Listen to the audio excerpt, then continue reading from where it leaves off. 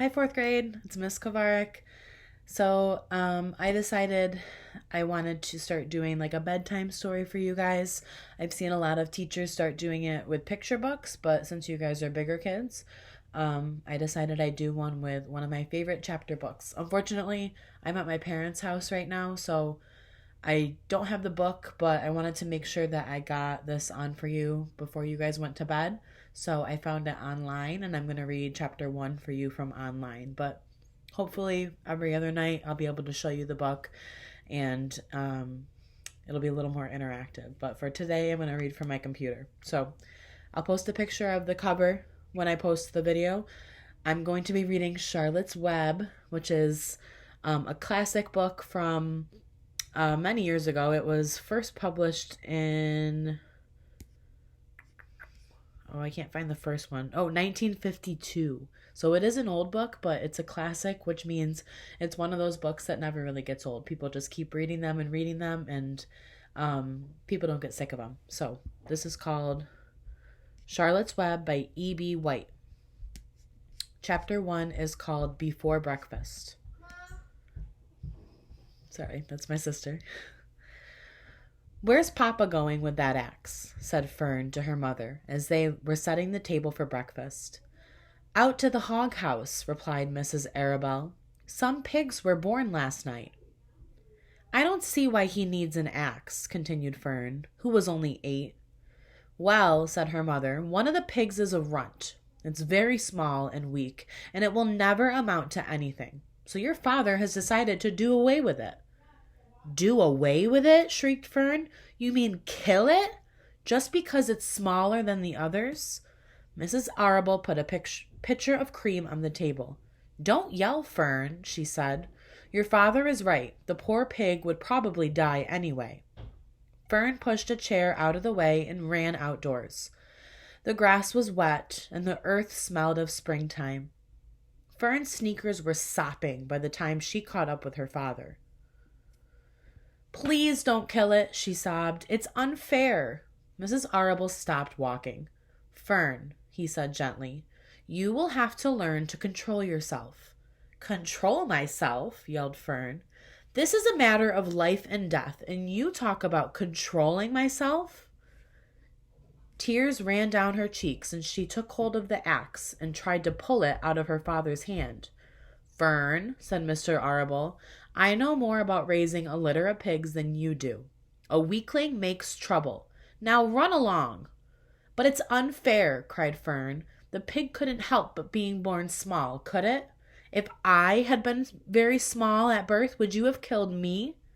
Mr. Arable smiled. "Certainly not," he said, looking down at his daughter with love.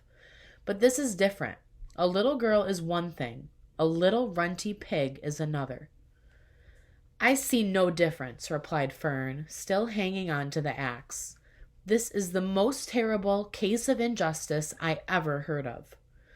A queer look came over John Arable's face. He seemed almost ready to cry himself. "All right," he said. "You go back to the house, and I will bring the runt when I come in. I'll let you start it on a bottle like a baby.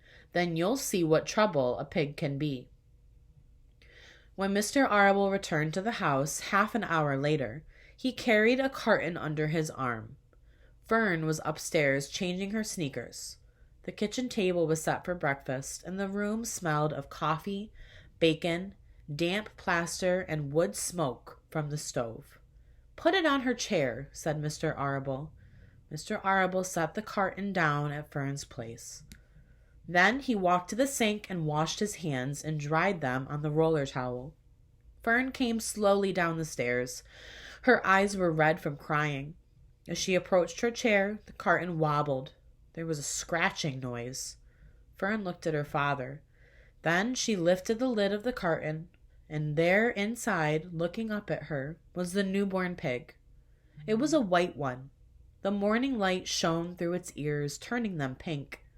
"He's yours," said Mr. Arable, "saved from an untimely death. And may the good Lord forgive me for this foolishness." Fern couldn't take her eyes off the tiny pig. "Oh," she whispered, "oh, look at him. He's absolutely perfect." She closed the carton carefully. First, she kissed her father. Then she kissed her mother. Then she opened the lid again, lifted the pig out, and held it against her cheek. At this very moment, her brother Avery came into the room. Avery was 10. He was heavily armed, an air rifle in one hand, a wooden dagger in the other. "What's that?" he demanded. "What's Fern got?" "She's got a guest for breakfast," said Mrs. Arable. "Wash your face and hands, Avery." "Let's see it," said Avery, setting the gun down. "You call that miserable thing a pig? That's a fine specimen of a pig. It's no bigger than a white rat." "Wash up and eat your breakfast, Avery," said his mother. "The school bus will be along in half an hour." "Can I have a pig too, Pop?" asked Avery. "No, I only distribute pigs to early risers," said Mr. Arable. Fern was up at daylight, trying to rid the world of injustice. As a result, she now has a pig. A small one, to be sure, but nonetheless a pig. It just shows what can happen if a person gets out of bed promptly. Let's eat. But Fern couldn't eat until her pig had had a drink of milk.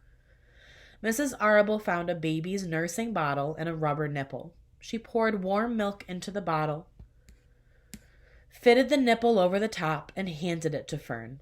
"Give him his breakfast," she said. A minute later, Fern was seated on the floor in the corner of the kitchen with her infant between her knees, teaching it to suck from the bottle. The pig, although tiny, had a good appetite and caught on quickly. The school bus honked from the road. "Run!" commanded Mrs. Arable, taking the pig from Fern and slipping a donut into her hand. Avery grabbed his gun and another donut.